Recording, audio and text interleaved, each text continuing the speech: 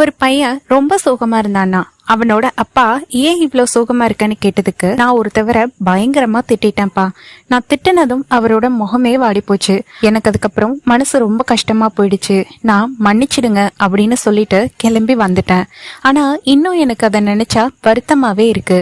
நான் அதை சரி பண்ணணும்னு நினைக்கிறேன், ஆனா எப்படின்னு தெரியல அப்படின்னு சொன்னானா. அதுக்கு அவங்க அப்பா சொன்னாரா, நம்ம வீட்டுல ஒரு பஞ்சு மூட்டை இருக்கு, அதை எடுத்துட்டு போய் மாடியில இருந்து கீழே கொட்டிடு. பறந்து போன பஞ்செல்லாம் அந்த மூட்டைக்குள்ள எடுத்து வைப்பா, கண்டிப்பா சரியாயிடும்னு சொன்னாராம். அந்த பையன் அதே மாதிரி பஞ்செல்லாம் கொட்டிட்டு, அந்த பஞ்சு எல்லாத்தையும் என்னால எடுக்க முடியலப்பா, அது பறந்து போயிடுச்சு அப்படின்னு அவங்க அப்பாட்ட சொன்னானா. அவங்க அப்பா சொன்னாரா, அதே மாதிரிதான் நீ திட்டினதும்.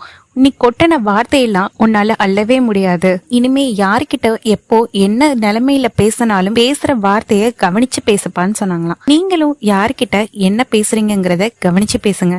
யாரையும் காயப்படுத்திடாதீங்க. அது ஆறவே